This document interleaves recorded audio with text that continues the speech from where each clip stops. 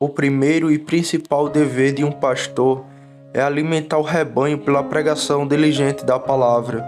É uma promessa relacionada ao Novo Testamento, de que Deus daria à sua igreja pastores segundo o seu coração, que os alimentariam com ciência e entendimento. Jeremias capítulo 3, versículo 15.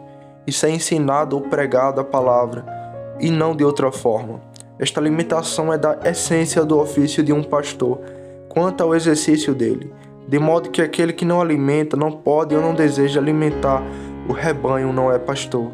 Seja qual for o chamado externo ou trabalho que possa ter na igreja, o cuidado de pregar o evangelho foi confiado a Pedro, e nele a todos os verdadeiros pastores da igreja, sobre o nome de alimentar. E de acordo com o exemplo dos apóstolos, eles devem se libertar de todos os ônus, para que possam se dedicar totalmente à palavra e à oração. O trabalho deles é trabalhar na palavra e na doutrina. 1 Timóteo capítulo 5, versículo 17. E assim, alimentar o rebanho sobre o qual o Espírito Santo os constituiu superintendentes. Atos 20, versículo 28. E é isso que está em toda a parte dada a eles no comando. Este trabalho e dever, portanto, como foi dito, é essencial para o ofício de um pastor. Um homem é um pastor para aqueles a quem ele alimenta pelo ensino pastoral, e nada mais, e aquele que não alimenta assim não é pastor. Tampouco é exigido apenas que ele pregue de vez em quando em seu lazer, mas que deixe de lado todos os outros empregos, embora lícitos, todos os outros deveres da igreja, para uma presença tão constante neles que o desviaria deste trabalho, que ele se entregue a isso, que ele esteja nesta coisa trabalhando ao máximo de sua capacidade. Sem isso, nenhum homem poderá fazer um relato confortável do ofício pastoral no último dia. Cabe aos pastores preservar a verdade ou a doutrina do evangelho recebida e professada na igreja e defendê-la contra toda oposição. Este é o fim principal do ministério, um meio principal de preservação da fé, uma vez entregue aos santos. Isso é confiado de maneira especial aos pastores das igrejas, pois o apóstolo frequentemente e enfaticamente refere ao encargo a Timóteo, e nele a todos a quem a dispensação da palavra é confiada. O mesmo ele dá o cargo aos presbíteros da igreja de Éfeso, Atos 20, versículo 28 ao 31. O que ele diz de si mesmo, que o evangelho glorioso do Deus bendito foi confiado a ele.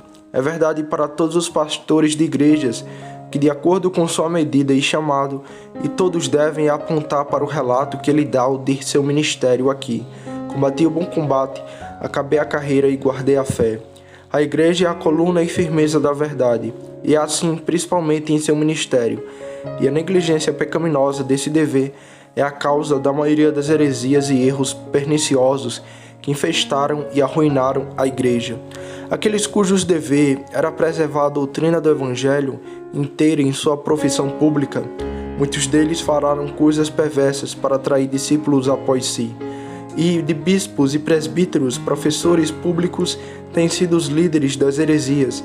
Portanto, este dever, especialmente neste momento, quando as verdades fundamentais do evangelho são impugnadas por todos os lados, por todos os tipos de adversários, deve ser atendido de maneira especial.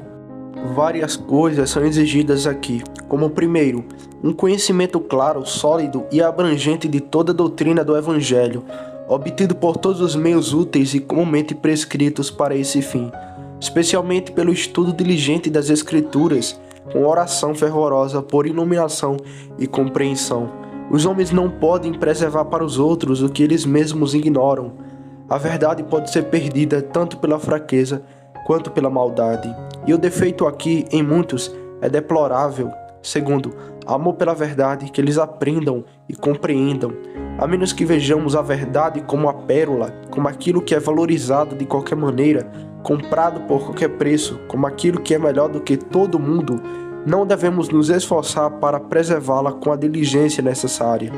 Alguns estão prontos para se deparar e se separar da verdade facilmente, ou para se tornarem indiferentes a ela, dos quais temos muitos exemplos nos dias em que vivemos.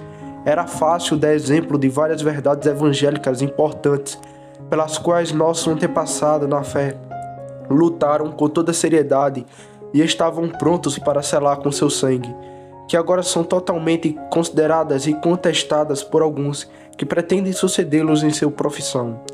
Se os ministros não têm o senso desse poder da verdade em suas próprias almas e o gosto de sua bondade, não se deve esperar que eles cumpram esse dever. Terceiro, um cuidado consciencioso e medo de dar apoio ou encorajamento a novas opiniões, especialmente aos que se opõem a qualquer verdade cujo poder e eficácia tenham sido experimentados entre aqueles que acreditam. Curiosidade vã, ousadia nas conjecturas e a prontidão para expressar seus próprios conceitos causaram muitos problemas e danos à igreja.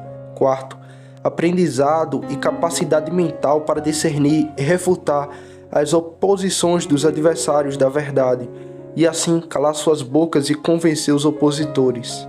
Quinto, a sólida confirmação das verdades mais importantes do Evangelho, e nas quais todas as outras são resolvidas em seu ensino e ministério. Os homens podem, muitas vezes prejudicam, traem a verdade pela fraqueza de seus apelos por ela. Sexto, uma vigilância diligente de seus próprios rebanhos contra a astúcia de sedutores de fora, ou o surgimento de qualquer raiz de erro entre eles. Sétima, uma assistência simultânea com os presbíteros e mensageiros de outras igrejas com as quais estão em comunhão na declaração da fé que todos professam.